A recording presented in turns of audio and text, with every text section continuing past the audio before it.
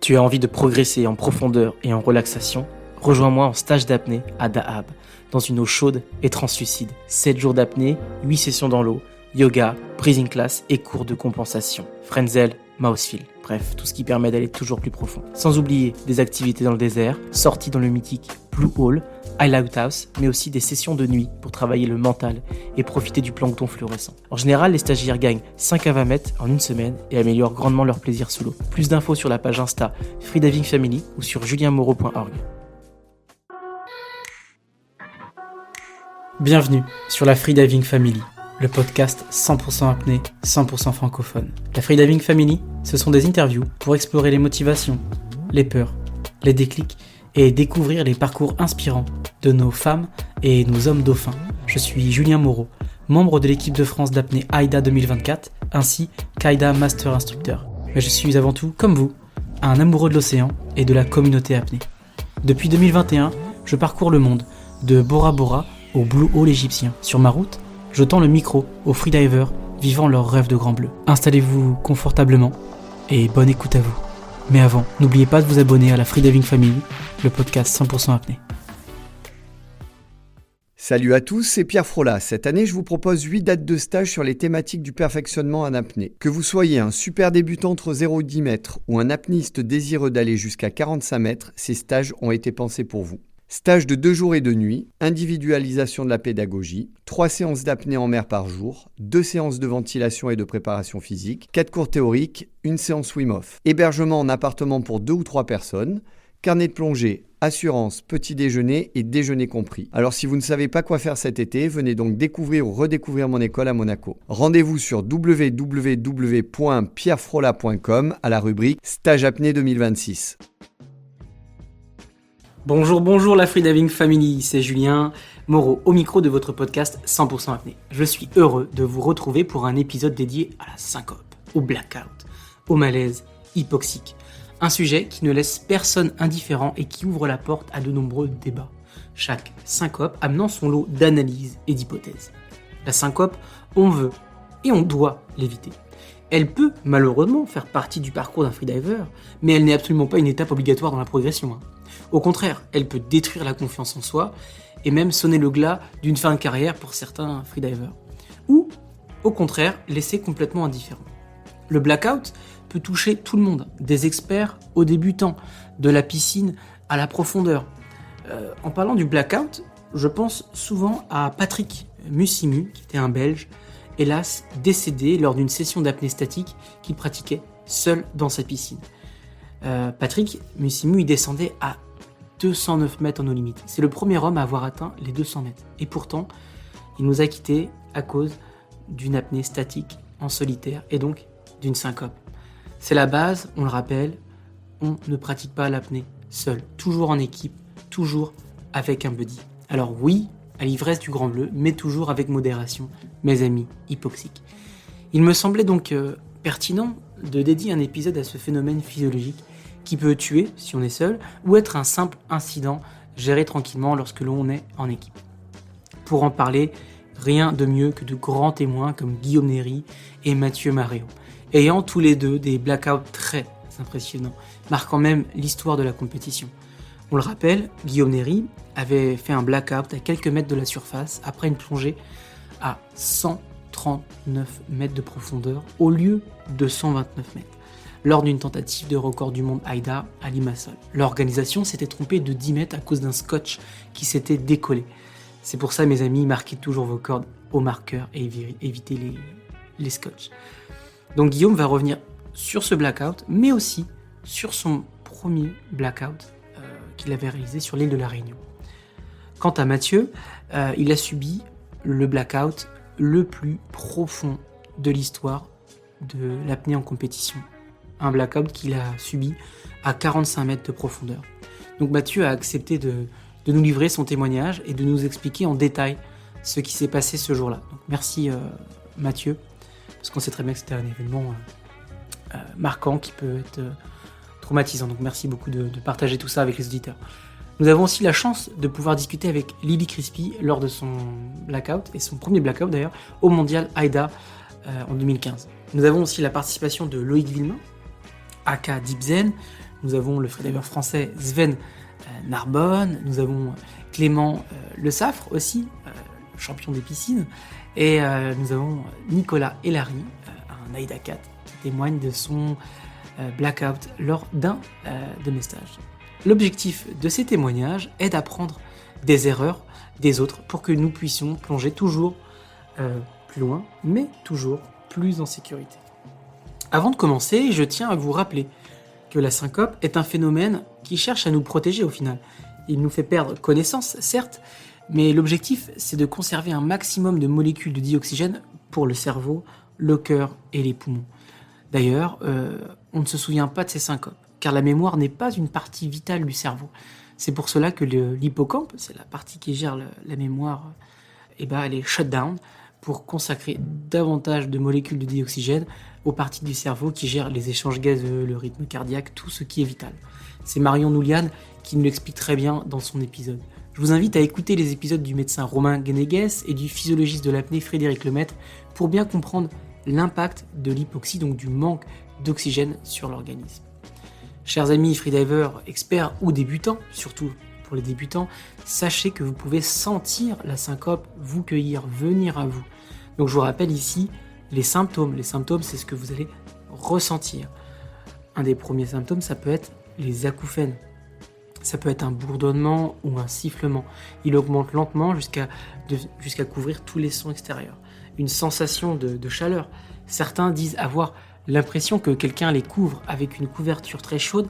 Vous avez aussi le rétrécissement du champ visuel. C'est un peu comme quand on accélère sur une moto et on le voit de moins en moins sur les côtés. Vous avez aussi des pensées confuses. Cela est très étroitement connecté à la sensation que l'apnée devient de plus en plus facile. Et oui, parce que quand on est hypoxique, on a une sensation de facilité. J'appelle ça le superhero effect. Un des symptômes les plus courants, c'est aussi les picotements dans les doigts et dans les pieds. Si vous ressentez un ou plusieurs de ces symptômes, agissez avec intelligence. Soit vous sortez pour faire votre recovery breeze, soit vous signalez à votre body que vous avez besoin d'un petit coup de main pour continuer la remontée. Et puis si vous êtes vraiment dans un cas critique, en profondeur, ou même si vous êtes un seul, souvent les chasseurs sont seuls, faites sauter votre ceinture, enlevez-la. C'est pour ça que c'est important de mettre la ceinture dans une position où vous pouvez faire, par exemple, avec votre main forte, c'est la main droite ou la main gauche, vous puissiez, avec un réflexe, tirer la ceinture et ça vous permettra de remonter plus facilement à la surface en cas de syncope. Et puis, si vous êtes tout seul, après les gars, ça c'est pile ou face. Hein. Si vous arrivez sur le dos, c'est bon. Si vous arrivez de face, vous êtes mort. Donc, j'espère que cet épisode permettra de sensibiliser un maximum de pratiquants à la syncope. Notamment nos amis les chasseurs qui sont souvent très seuls ou quand ils sont en duo, il y en a un à droite et un à gauche. L'été arrive, donc faites bien attention à vous, soyez à l'écoute de vos symptômes. Maintenant, il est temps de laisser la place à nos grands témoins et à Guillaume Néry qui ouvre le bal des témoignages sur les syncopes.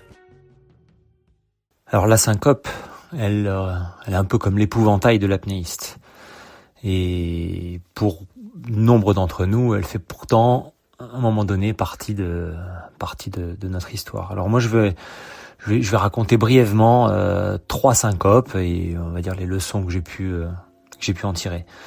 Alors la première, c'est la plus célèbre dans le monde de l'apnée, c'est celle en lien avec mon accident quand j'ai tenté de battre mon 5e record du monde à moins 129 mètres. L'organisation s'est trompée, a réglé le cap 10 mètres plus profond à moins 139 mètres, donc j'y suis allé.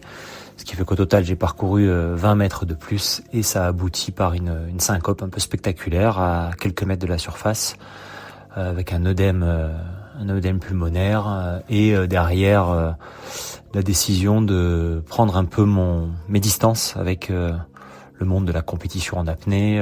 Depuis ce jour-là, c'était en septembre 2015, j'ai décidé d'arrêter de poursuivre les records du monde en profondeur et ça a été un vrai tournant pour moi dans ma carrière. On va dire que cette syncope-là, compliqué d'en tirer vraiment des leçons puisqu'elle n'est pas de mon fait. Elle provient d'une erreur de l'organisation. La deuxième dont je voulais parler, c'était pas la dernière que j'ai faite, mais la première syncope que j'ai dû affronter. C'était en 2004. Je tentais de battre mon deuxième record du monde sur l'île de la Réunion. Ce jour-là, il y avait énormément de pression parce que grâce à toute l'équipe des copains qui étaient sur place, on avait organisé un très bel événement. Donc c'est la première fois que je quittais mon cocon niçois, que j'ai quitté toute la bande des copains de Nice, Claude Chapuis, Loïc Leferme, etc. Et j'avais réussi avec les apnéistes locaux sur l'île de la Réunion à vraiment agréger une équipe, et on avait fait un bel événement. Et le jour J, il y avait vraiment beaucoup de monde, une pression énorme. Et au cours de ma tentative, première tentative, puisque j'en ai fait une deuxième que j'ai réussi en plus petit comité, mais sur cette première tentative-là, j'ai fait une toute petite syncope en surface. Voilà, je suis revenu en surface, et puis il y a eu 2-3 secondes, 5 secondes peut-être où je suis parti, et ça suffit pour que le record ne soit pas validé. Donc ça a été un grand choc, parce que au-delà de la syncope en elle-même, c'était toute la déception de toutes les personnes qui étaient là et toute l'attente qu'il y avait autour de ce deuxième record. On dit toujours que le premier, c'est pas le plus dur à réaliser, c'est souvent le deuxième, et mon expérience en tout cas va dans le même sens. Et je crois que ce que j'en ai tiré comme leçon, c'est que j'étais j'avais aucune marge. Je me souviens que j'avais atteint 96 mètres à l'entraînement, je tentais de battre 96 mètres, j'avais réussi 96 mètres à l'entraînement, mais avec très peu de marge, j'étais vraiment à la limite. Et j'avais considéré à l'époque que j'avais réussi, et le jour J, avec le panache, avec la motivation, etc., ça allait passer, et pas du tout.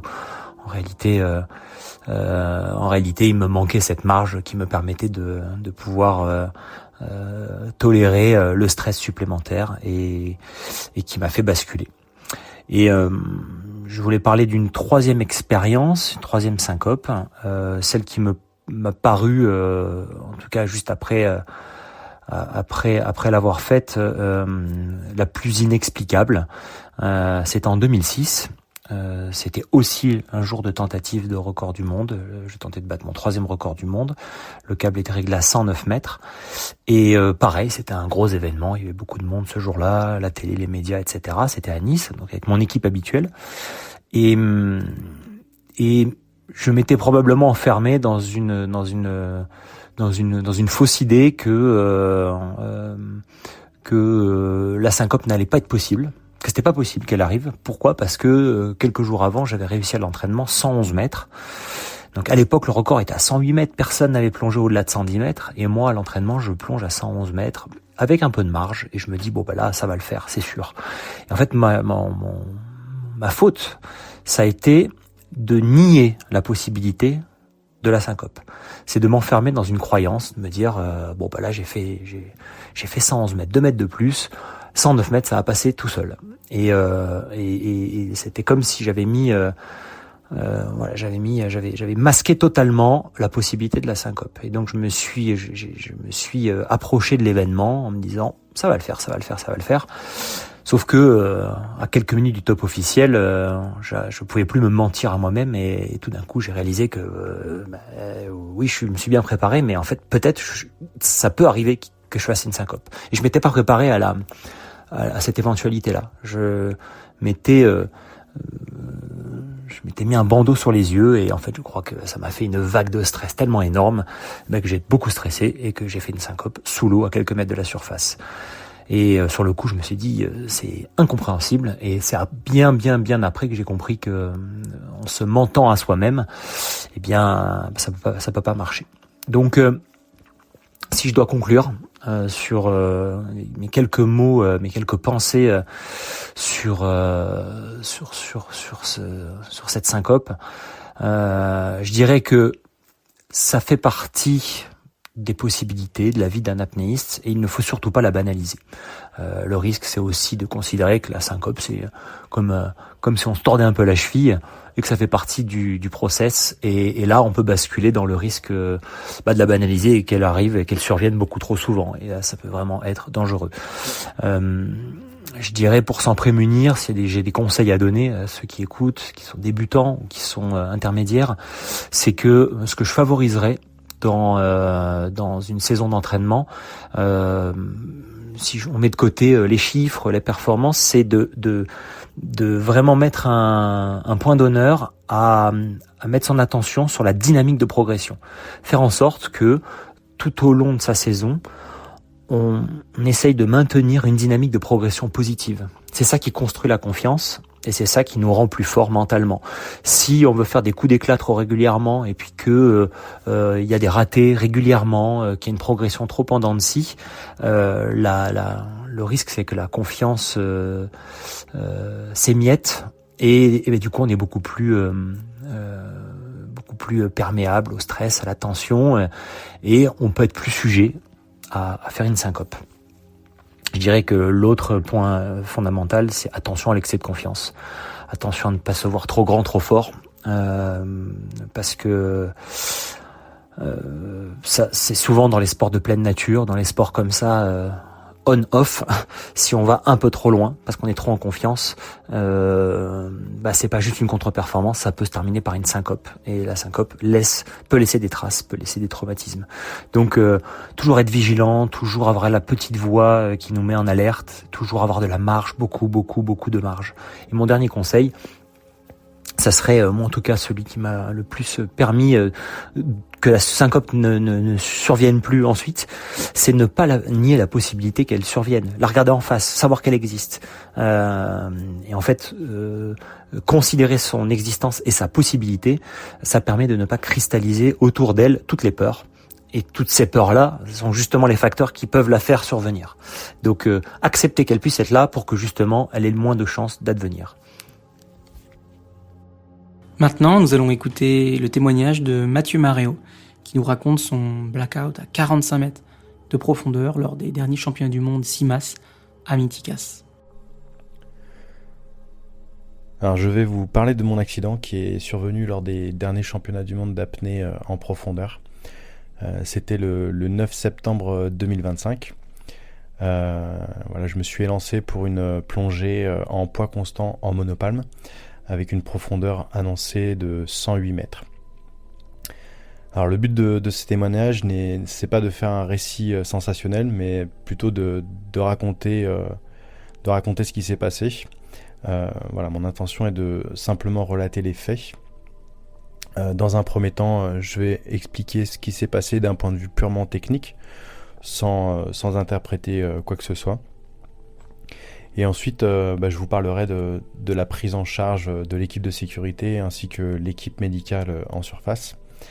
Et puis pour finir, je reviendrai sur l'impact psychologique que cet accident a eu sur moi et sur ce que j'ai mis en place pour récupérer d'un point de vue physique et mental. Alors, qu'est-ce qui s'est passé ce 9 septembre à Mythicas ?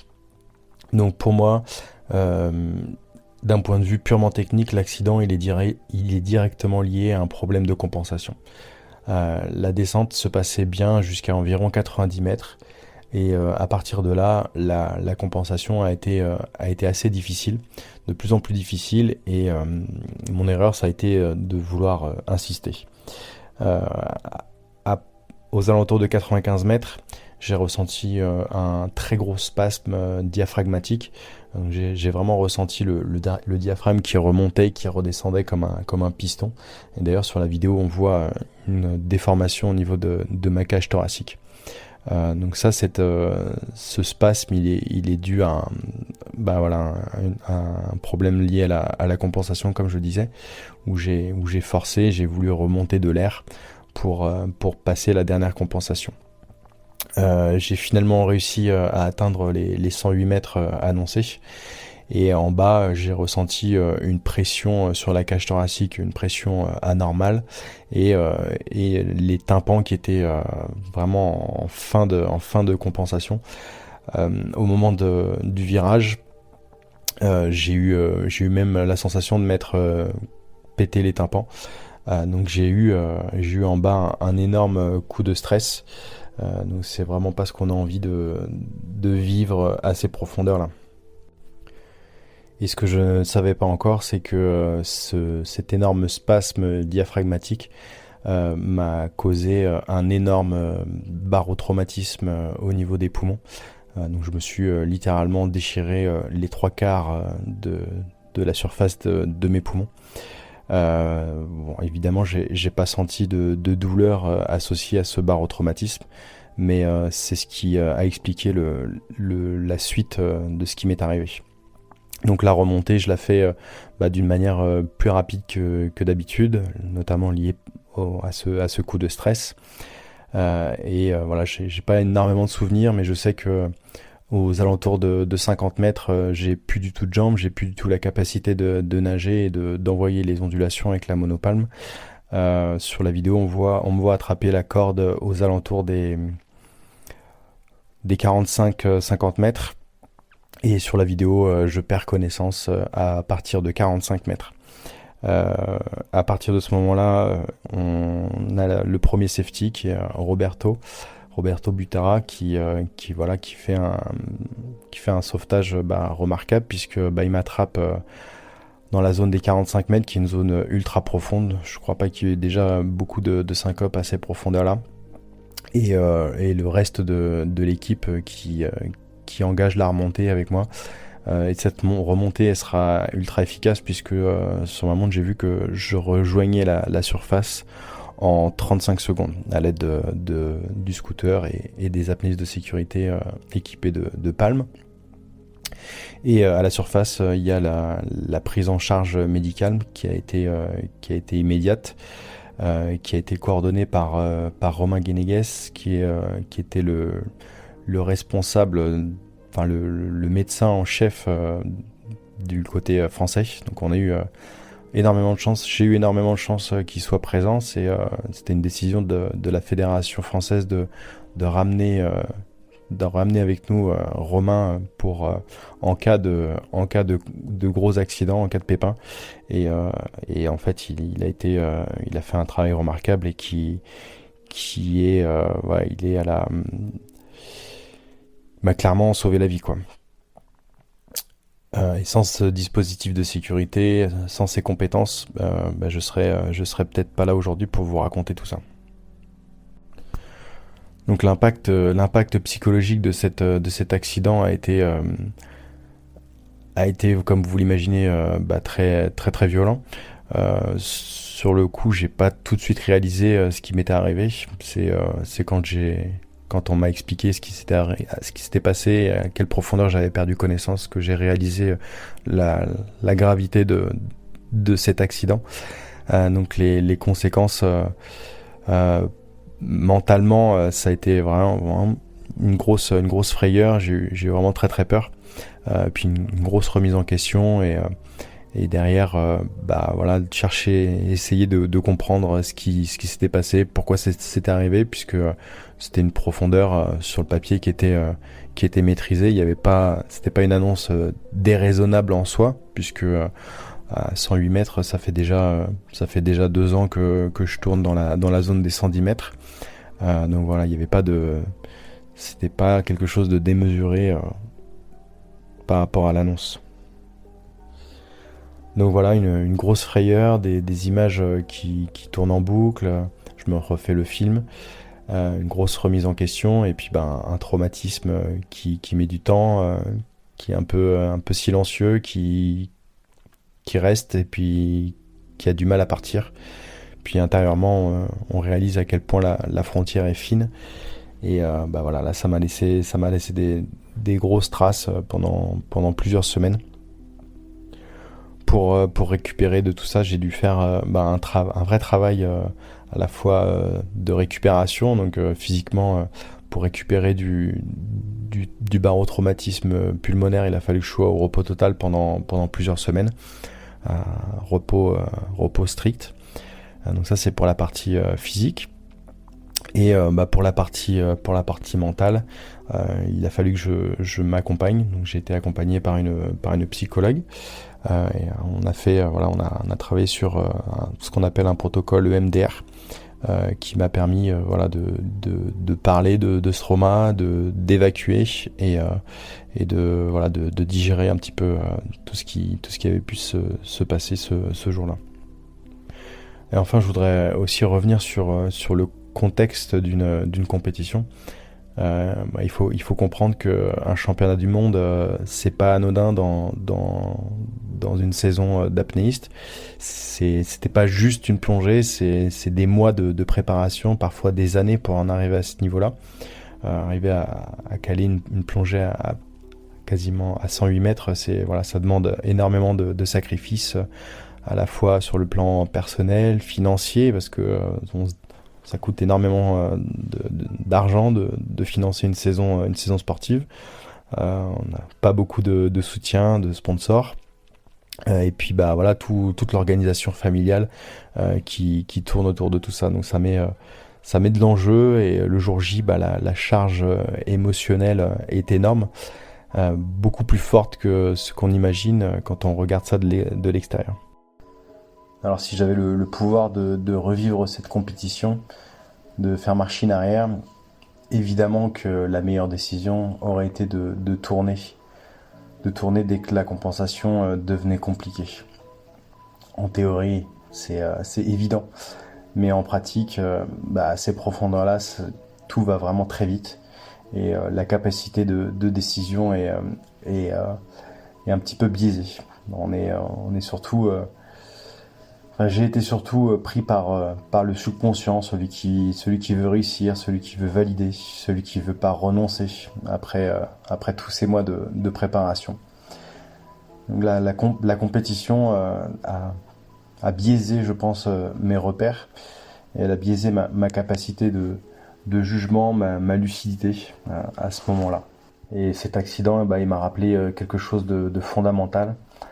En apnée, la vraie performance, c'est pas juste une question de profondeur ou de capacité, mais je pense que c'est avant tout une question d'écoute, de lucidité, comme je disais, et parfois une capacité à renoncer, même quand on sait qu'on peut y aller.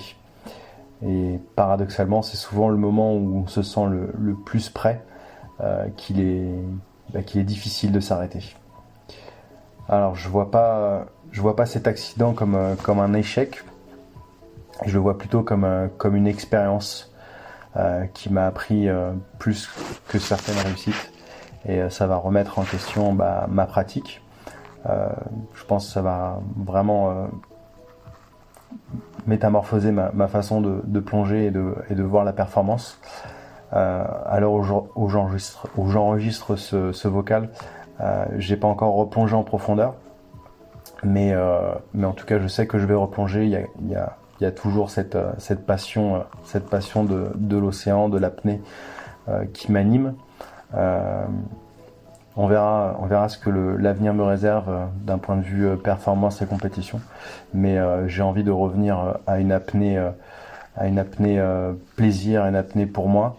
On verra peut-être si je retourne à la compétition dans un futur, mais voilà, en tout cas j'ai envie de retourner à l'eau, et c'est cette passion là que j'ai envie de continuer à développer.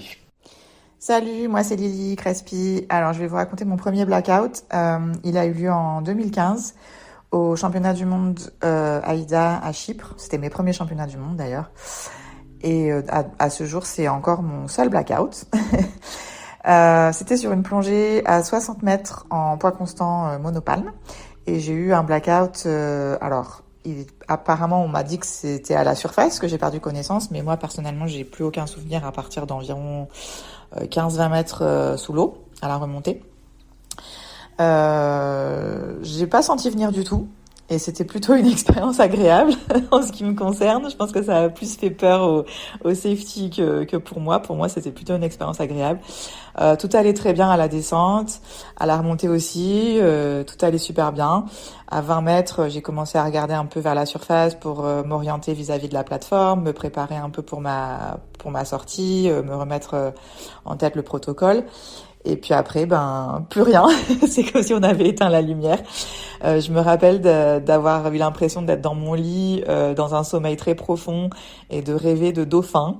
Et que je me suis réveillée avec quelqu'un qui me réveillait en fait. Et j'étais même presque énervée contre cette personne. Je m'apprêtais à ouvrir les yeux et à dire oh là là, pourquoi tu m'as réveillée, je dormais tellement bien. Et en fait voilà, j'ai ouvert les yeux et j'ai réalisé où j'étais, voilà, que j'étais dans l'eau, dans les bras du safety, et je me suis dit oups. Donc là j'ai dit I'm okay, et bien sûr je suis revenue à moi tout de suite. Enfin, j'ai pas eu d'autres problèmes, j'avais pas de squeeze ni de perforation de tympan ni rien du tout. C'était juste un petit blackout, et d'après les sécu ça a duré vraiment très peu de temps, genre une histoire de quelques secondes. Par contre, comment je l'ai vécu après, ça a été assez dur émotionnellement. D'abord, c'était mon premier, donc ça fait toujours un petit choc émotionnel quand même. Et en plus, c'était censé vraiment être une plongée facile. 60 mètres, c'est quelque chose que j'avais répété à l'entraînement plein de fois. Donc, j'ai pas trop compris. Il y avait un peu d'incompréhension, et du coup, j'avais l'impression de waouh, mais du coup, je peux plus me faire confiance. Enfin, j'avais un peu l'impression de perdre mes repères, de me dire mais pourquoi ça s'est passé? Je pensais que c'était censé être une plongée facile. Du coup, est-ce que je peux encore croire en mon jugement de ce que je suis capable de faire? Enfin bref. Et après, il y avait tout le côté grosse déception, parce que c'était mes premiers championnats du monde, ma première plongée au championnat du monde. Donc le sentiment de d'avoir un peu laissé tomber les gens qui m'avaient soutenu, parce que j'avais des gens qui m'avaient fait des dons pour aider à participation financière, pour m'aider à venir participer au championnat du monde, à payer tous les frais, etc. Donc l'impression de décevoir tous ces gens-là, l'impression de décevoir tous les gens qui m'avaient aidé à m'entraîner pendant plusieurs mois avant, et puis l'impression de me décevoir moi-même. J'étais super déçue, parce que vraiment je pensais que ça allait être une plongée facile, et c'était la plongée, en plus la discipline pour laquelle je m'étais entraînée le plus, donc c'est celle que j'attendais. Donc ouais, grosse déception, donc beaucoup de larmes. Une fois remontée sur le bateau, j'ai un peu tout lâché, j'ai beaucoup pleuré. Et puis après, ça a été beaucoup avec l'aide de personnes plus expérimentées que moi. D'abord des amis comme Pascal Berger, Miguel Lozano à l'époque, qui étaient qui avaient vraiment bien suivi ma progression, mon entraînement, puis qui étaient sur place. Et donc quand je suis retournée à l'hôtel, ils m'ont fait rigoler. Enfin voilà, ils ont un peu dédramatisé le truc en me disant allez, c'est pas grave, au moins c'est bon, ça y est, t'es dans le clan des vrais freedivers. Maintenant t'as eu ton premier blackout, c'est bon. Donc ça a dédramatisé un petit peu les choses. Et puis c'est en parlant aussi avec des personnes, j'ai beaucoup débriefé avec Pascal, j'ai débriefé avec Steven Keenan, qui était aussi une des personnes qui m'avait beaucoup coaché et fait la sécu pendant mes entraînements à Dahab pour me préparer à ces championnats. Donc on a beaucoup débriefé du pourquoi, du comment, et ce qui a été vraiment super utile, c'est de comprendre. Donc de comprendre qu'il y a eu plein de facteurs en fait qui ont mené à ça. Donc il y avait quand même des explications, c'était pas un truc incompréhensible. Notamment, il y avait beaucoup de stress. C'était mes premiers championnats du monde, ma première plongée, donc j'étais très stressée. Donc je pense qu'il y avait une petite partie où j'ai dû sans doute hyperventiler un petit peu pendant ma préparation les quelques minutes avant, sans le vouloir, sans m'en rendre compte. Et effectivement, avec le recul, je me suis rappelé que j'avais un peu des picotements dans les doigts juste avant mon official top. À la remontée aussi, normalement je sens un petit peu de lactique. Là, j'avais aucun lactique, donc je me suis dit waouh, génial. Aujourd'hui, j'ai pas de lactique, j'ai l'impression de pouvoir remonter, de super profond. Alors sur le coup, j'étais contente, mais en fait, avec le recul, c'est mauvais signe. Ça veut dire que mon réflexe d'immersion était pas vraiment bien mis en place. Et puis il y avait d'autres facteurs. Il y a eu des éléments avant ma plongée. Il y a quelqu'un qui a fait un blackout assez sévère juste avant moi sur un autre câble. Moi, j'avais pas vu à ce moment-là, mais ça s'agitait un petit peu, et j'ai entendu un des juges, vraiment juste avant que je parte, faire une remarque et dire bon, après cette plongée, on arrête ce câble. Et moi, dans ma tête, j'étais là pourquoi on arrête ce câble? Qu'est-ce qui se passe avec mon câble? Il y a un truc qui va pas? Qu'est-ce qui se passe? Il y a du courant au fond, ou il y a un truc qui va pas avec mon câble? Donc j'avais un peu tous ces questionnements en tête, mais vraiment dans les secondes avant que je parte. Donc je pense qu'il y a eu un peu un mix de tout ça, un mix de ces quelques minutes, ces quelques secondes juste avant de partir, de stress et un peu de doute de qu'est-ce qui m'attend là-bas en bas, et puis de moi pas encore savoir bien gérer mon stress de grosses compétitions comme ça. Donc j'ai appris de tout ça. J'ai après par la suite fait beaucoup plus attention à comment je respirais dans l'eau avant mes grosses plongées quand j'étais stressée, faire attention à vraiment pas hyperventiler du tout. Et puis j'ai eu la chance que, justement, à cause de tout cet incident qui s'était passé avant ma plongée, on m'a autorisé à refaire la plongée quelques jours plus tard. Et je vais pas mentir, c'est quelque chose, ça m'a un petit peu... C'était un peu dans ma tête. Je vais pas dire que j'y suis allée super sereine, de refaire exactement la même profondeur, la même discipline. J'avais un petit doute de me dire, et si je refais un blackout? Donc j'étais forcément pas à 100% confiante. Mais je pense que ça a été important de, comme on dit, se remettre en selle, quoi. De pas laisser ça trop, rester en tête et me commencer à me mettre du doute qui serait resté plus sur du long terme, de tout de suite me remettre en selle et d'aller replonger profond pour me redonner confiance. Je pense que ça a été assez utile. Voilà pour mon expérience de mon premier blackout. J'espère que ça sera utile. Bye. Salut Julien, salut les apnéistes. Alors je vais vous livrer mon expérience du blackout. C'était en novembre dernier, un lundi, dans la belle bourgade de Dahab. Et j'effectuais un stage de perfectionnement avec un super instructeur. Et ce jour-là, j'ai fait un blackout, mais je l'ai appris que quelques jours plus tard. On effectuait donc ce jour-là des recherches de temps d'apnée pour savoir un petit peu à quoi s'en tenir sur les jours suivants. Et l'exercice consistait à se détendre au maximum et à faire des agachons autour de notre point de flottabilité neutre. Donc pour moi, c'était autour de 12 mètres. Et donc à essayer de rester le plus longtemps possible en se détendant au maximum. Et il se trouve que j'étais vraiment hyper détendu. D'autant que j'adore vraiment cet exercice d'agachon en flottabilité neutre. On ne pèse rien. On est légèrement ballotté par les flots. On sent l'eau légèrement fraîche sur ses paupières. Enfin, c'est vraiment idéal pour se remettre dans le bain, se familiariser de nouveau avec l'eau. Et moi, ça faisait 3 mois que j'avais pas mis la tête dans l'eau et c'était vraiment idéal pour moi. Et ça se ressentait sur mes temps d'apnée qui ne faisaient que s'allonger de plongée en plongée jusqu'à cette troisième plongée. Donc, comme d'habitude, je descends au fond et puis je m'endors tranquillement. Et puis mon super instructeur, il avait une astuce pour nous détendre encore plus. C'était de venir nous masser. Il venait nous masser 5-10 secondes au fond et ça avait pour effet de nous détendre encore plus. Donc moi j'étais très bien, je perdais un petit peu la notion du temps, j'étais au bord de l'endormissement jusqu'au moment où je me dis bon là il faut remonter. Je remonte tout doucement et je vois mon super instructeur et un de ses acolytes m'accompagner. Je me souviens très bien les distinguer, les regarder dans les yeux, etc. Et puis dans mon souvenir, tout va très bien jusqu'en haut. Je prends ma première inspiration, je les regarde et je fais mon signe OK. Mais en réalité, ça s'est pas passé comme ça. Je suis bien arrivé en haut, j'ai bien pris ma première respiration, et puis je suis tombé la tête dans l'eau, et heureusement que mon super instructeur était là. Et donc voilà, j'ai appris ça, mais j'ai appris ça bien plus tard. Parce que l'idée était de pas me plomber mentalement pour la suite du stage. Et donc mon super instructeur, dont je peux dire maintenant que c'est le fameux Julien Moreau, dont vous avez peut-être entendu parler, avait décidé de me dire que c'était simplement une samba. Et c'est vrai qu'en fait moi je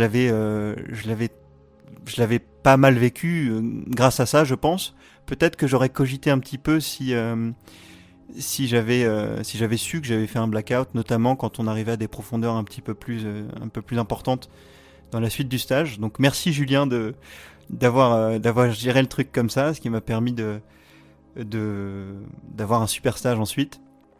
Et pour ce qui est des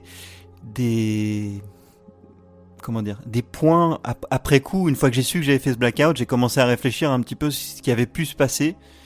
Il y avait vraiment cet effet de détente qui m'amenait à des temps de plongée que j'avais jamais fait. Je crois que j'étais à plus de 4 minutes 30.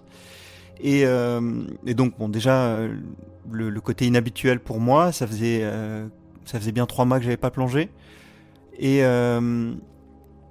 ouais, dans ces eaux-là. Et donc oui, il y avait sans doute ce point-là, mais aussi a posteriori, je me suis rendu compte que le voyage avait été quand même relativement stressant. L'arrivée à Dahab l'avait été aussi, et il y avait de la fatigue accumulée. Donc si je cherche un petit peu les raisons qui ont pu m'amener à faire une syncope, je dirais que c'est peut-être la fatigue et le stress. Mais encore une fois, j'en ai pas fait d'autres depuis. Je touche du bois. Et je sais pas ce qui a pu m'amener à faire cette syncope. Mais en tout cas, j'en tire aucun souvenir désagréable, ce qui va peut-être un peu démarquer mon expérience de celle des autres, parce que d'une part, ma syncope a eu lieu en surface, et en plus, j'ai pas eu l'occasion de cogiter là-dessus. Et je pense que c'est ça qui peut amener ensuite à faire perdre confiance. Moi, j'ai pas eu ce problème-là. Donc, merci Julien. Bon, tu me connaissais depuis un bout de temps, tu savais un petit peu comment je fonctionnais, donc je pense que t'as tout de suite su la manière dont il fallait gérer la chose. Mais voilà pour mon expérience de la syncope. Moi, j'ai jamais fait de vrai blackout hypoxique. Ok, les seuls blackouts que j'ai fait, c'est des blackouts ischémiques que je préfère appeler white in en fait. Parce que les pertes de conscience qu'on fait quand on hyperventile, quand on pack, ou alors quand on manipule sa respiration un tout petit peu trop fort, en fait, c'est pas la même forme de perte de conscience qu'une perte de conscience hypoxique, bien que je l'ai jamais expérimenté. J'ai expérimenté plusieurs pertes de conscience, ok? Dans le cadre du freediving, jamais dans l'eau. J'ai jamais fait de blackout dans l'eau, ni en compétition, ni à l'entraînement. Heureusement, jamais pendant les cours. Mais j'ai jamais fait de blackout dans l'eau et je me suis toujours dit que si je faisais un blackout dans l'eau, j'allais sérieusement remettre en question mon engagement dans l'apnée. Je pense que le blackout, c'est quand même même si ça arrive, hein, mais je pense que c'est quand même un manque de maîtrise, un manque de connaissance de soi. Je pense qu'on peut faire sans. Je pense qu'on peut faire sans le blackout. Maintenant, je fais pas de dynamique, je fais pas de compétition de dynamique, je fais pas d'entraînement de statique. Les entraînements de statique et de dynamique, ou alors les compétitions de statique et de dynamique, c'est des trucs où les gens ils poussent jusqu'au bout, tu vois. Donc ça arrive plus fréquemment. En profondeur, on peut pas respirer tant qu'on est à la surface. Donc si on s'entraîne bien, qu'on est conscient de ce qu'on fait, généralement on évite le blackout. Mais j'ai fait une samba pendant au protocole de surface, un semblant de samba, au protocole de surface après les 101 mètres. Donc j'étais particulièrement à bout de souffle, mais surtout parce que mon coach, comme on appelle ça, mon assistant de protocole de surface, je préfère dire, il m'a dit de respirer 8 ou 9 fois de suite. Donc je suis rentré en hyperventilation, j'ai secoué un petit peu avant d'enlever mon pince-nez, de dire I'm OK. Il y a une vidéo là-dessus, elle est assez sympa, c'est assez impressionnant de voir le Loïc qui fait une samba. Maintenant, puisque tu m'avais invité aussi à parler un petit peu méditation quand on s'est vu ensemble, euh, je voudrais parler de mon expérience. Le premier blackout que j'ai fait, c'était dans mon lit. Je crois que c'était juste après Noël, repas bien arrosé et tout, machin. Et je me dis, ah bah tiens, je vais me faire une petite apnée. Donc je me couche sur mon lit, je prends une grande inspiration, éventuellement même je carpe quelques fois. Et puis, tout d'un coup, je me réveille. Et au niveau physique, c'est de la détente la plus complète que j'ai jamais expérimentée. Je me sens tellement bien, mon corps est détendu, et puis ma conscience se réveille, et puis j'ai une sorte de dialogue intérieur où je me dis, mais je me suis endormi. Et puis la voix à l'intérieur répond, non, non, quand on se réveille, on n'est pas aussi relax que ça, quoi. Et tout d'un coup, je pense, mais j'étais pas en train de faire quelque chose, moi.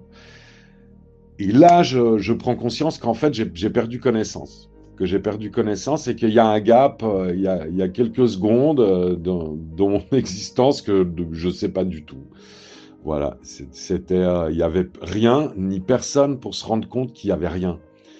Et ça, c'est une forme de libération ouais, ça a un impact. Ça a eu un impact sur la personne que j'étais.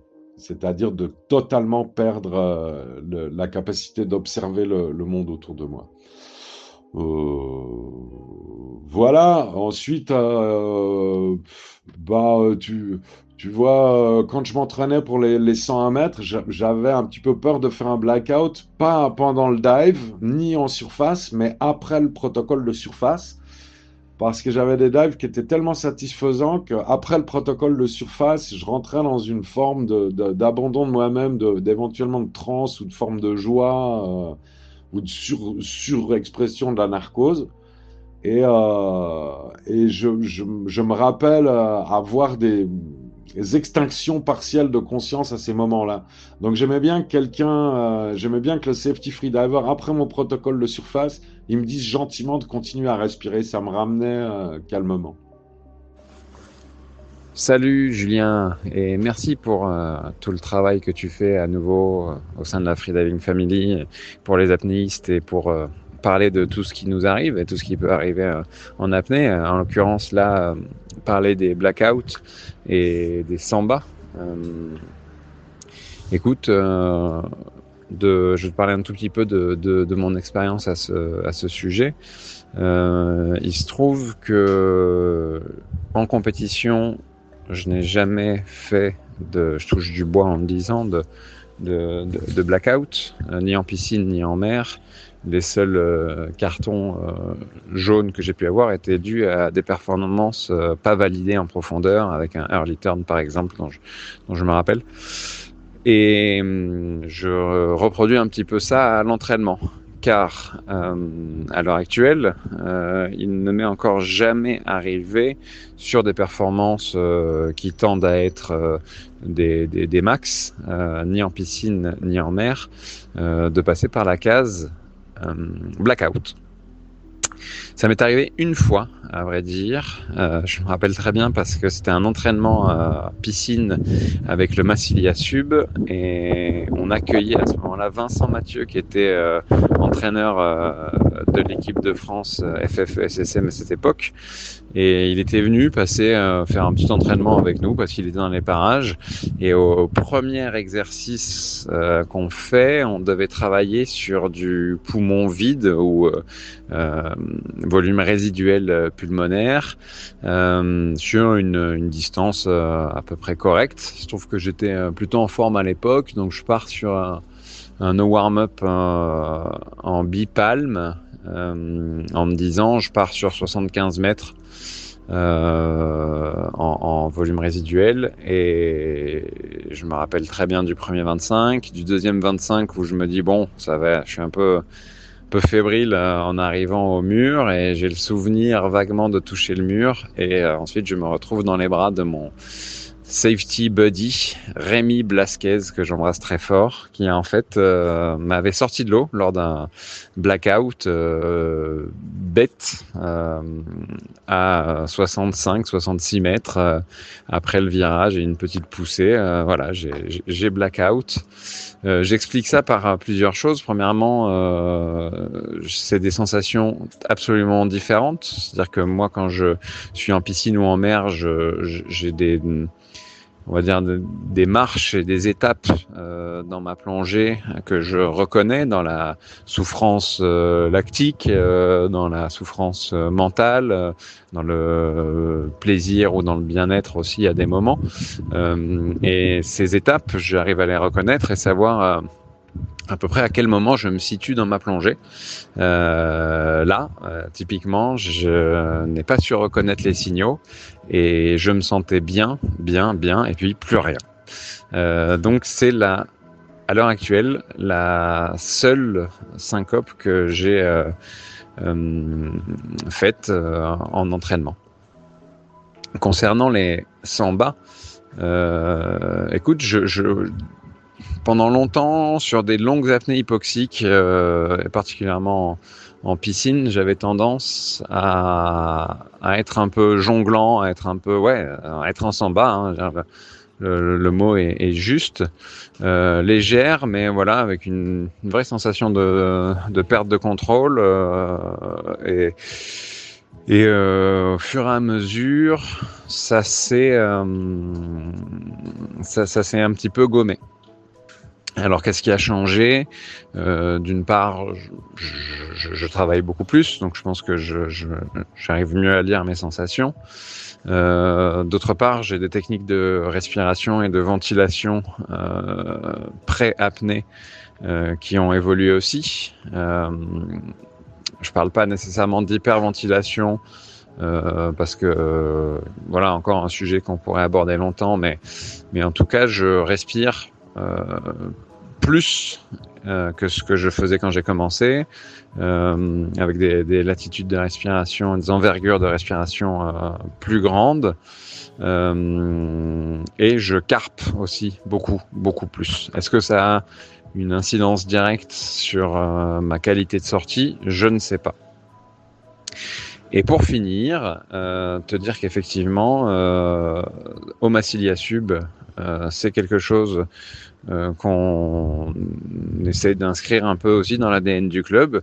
C'est que l'apnée est un sport sur le temps long et qu'il vaut mieux se protéger et être conservateur dans les tentatives de plongée qu'on réalise. Je sais que Arnaud est dans cet état d'esprit. Je pense que Florent, qui est travaillé avec Morgane Bourkis à l'époque, était dans cet esprit aussi, a inculqué ça à Morgane, à Arnaud et quelque part à moi aussi à travers mon coach Émile,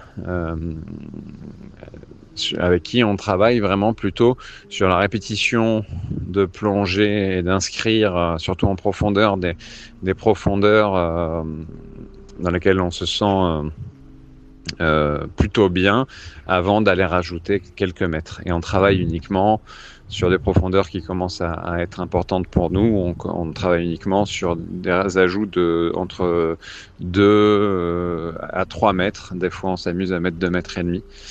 Voilà. Et je pense que ça fait aussi partie du package qui fait qu'aujourd'hui, je retouche du bois pour finir. Je n'ai pas de syncope à mon actif, ni en profondeur ni en piscine. Et je conclus très brièvement en disant aussi que je crois qu'il est aussi beaucoup question de s'écouter et que je préfère largement interrompre une apnée dans laquelle je me sens mentalement pas à l'aise plutôt que d'y aller coûte que coûte. Voilà. Et voilà, c'est fini pour nos grands témoins. Encore merci à Guillaume Néry d'avoir participé, encore merci à Mathieu Maréo, à Sven Narbonne, à Loïc Villemin, à Lily Crispy, à Nicolas et Larry. Merci d'avoir participé. J'espère que vous avez appris des choses, que vous avez retenu des éléments qui vous permettent d'augmenter votre sensibilité afin de mieux identifier votre hypoxie et d'éviter le blackout. Je le rappelle, on ne pratique pas l'apnée seul, on ne chasse pas seul. L'été arrive, on ne veut pas qu'il y ait de décès, on ne veut pas qu'il y ait de familles qui organisent des funérailles parce que vous êtes parti chasser seul et que vous avez fait un blackout. Donc partagez, s'il vous plaît, autour de vous cet épisode qui a pour but de sensibiliser, de partager les symptômes, de partager les bonnes pratiques. La Freediving Family, c'est maintenant 69 épisodes, plusieurs épisodes artistiques, des épisodes aussi de respiration, pour apprendre à se détendre, pour apprendre à bien utiliser son diaphragme. Donc n'hésitez pas à aller picorer les épisodes parce que maintenant ça commence à faire beaucoup. Vous pouvez devenir tipeur à partir de 1 € pour m'aider à soutenir la création des épisodes. Il faut savoir que c'est un gros travail de produire un épisode par semaine. Je dois vous avouer que j'ai eu un coup de mou récemment. C'est pas toujours facile de trouver des sponsors. Donc n'hésitez pas à en parler autour de vous, à devenir un tipeur, à noter 5 étoiles le podcast, à le commenter et à le partager dans votre club. Voilà, je vous souhaite de belles immersions en toute sécurité. Je vous aime fort, vive l'apnée, vive le sport. C'était Juju pour la FF. Ciao.